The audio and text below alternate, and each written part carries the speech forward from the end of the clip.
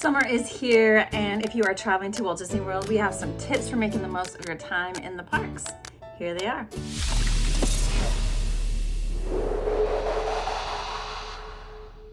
Let's start going through the list of things to make summer travel easier, because if you're going in the next few months, these things will be helpful. Number one on the list is going to be prepared for rain. So if you're looking at the forecast for your trip, you may notice that rain is in the forecast a lot. And that's because it's a normal pattern in Florida during the summer, especially. Not only are the temperatures high, but there is often rain in the form of an afternoon downpour. Sometimes it's more than just an afternoon downpour, but it's important to have a radar app on your phone. You might want to get notifications so that you know when the rain is coming and to give you a sense of how long it's going to last. Because if it's going to last for hours, that will be different than if it's a short 30-minute spurt. You might want to stay in the parks and just find cover until it leaves. You might want to bring something like an umbrella or ponchos. I used to be an only poncho girl in the parks, but ponchos can actually make it so much hotter that sometimes umbrellas are preferable in that situation. Just a little harder to navigate the parks with umbrellas, but certainly cooler. Anyway, number one, be prepared for the rain. Number two, speaking of the weather, is have a plan for staying cool. Now, obviously summer is going to be hot through a lot of the country, but especially in Florida. And so that is probably one of the biggest downsides of traveling, but there are some ways to navigate it. Number one way to stay cool is to swim. So if you have a rental house or a Disney World resort or going to the water parks, there are lots of different ways to swim. So that might be a good thing to incorporate into your trip. Another idea is to make sure you take a midday break. So go out in the morning, rope drop the parks, maybe be out in the evenings, but in the afternoon, when it is also very likely to rain, it is also the peak heat temperatures of the day. And so you might want to plan on an afternoon break to avoid the peak heat and to go take a swim. Another thought for staying cool is to visit attractions that have indoor queues or indoor attractions, especially when it is super hot and or raining. So there's a whole list that we have on the website of different attractions and what their queues are like, because some indoor attractions may have queues that are partially outside.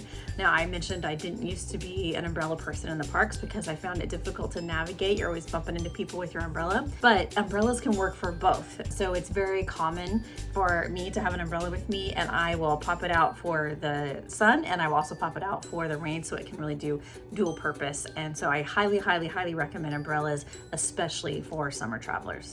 Number three is that planners will have an advantage, especially in the summer. So planners always have an advantage in the parks, right? Because if you have reservations and a plan and kind of know what you're doing to navigate the crowds and everything, that's always going to be good for you. But in the summer, it is even more of an advantage because summer travelers tend to be a different type. They tend to be more spur of the moment, last minute travelers. They have not made their reservations 60 days in advance. A lot of times they may not have a touring plan. They may not understand Genie Plus. So if you are a planner, and if you're watching this, I'm going to assume that you are, knowing all that is going to work more to your advantage during this time of year than it might during other times. So don't throw those ideas away. Make sure you put that out in full force and it will work for you. That includes making all your dining reservations and make sure you have a touring plan, and that if you can, buy Genie Plus and individual lightning lanes and all those things. So just make sure you've got all that knowledge tucked away, because putting that to use is going to work very, very well in the summer.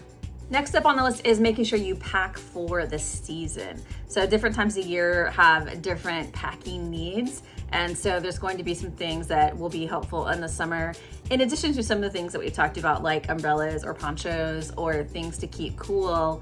We also really, really recommend a couple of things with regards to clothes. So we tend to pack more clothes in the summer than during the winter, for instance, because you get very, very sweaty. And so it can be helpful to have like 2 outfits per day instead of just one. And another idea kind of related to that is to make sure you have multiple shoes. And that's because they can get very, very wet in the rain.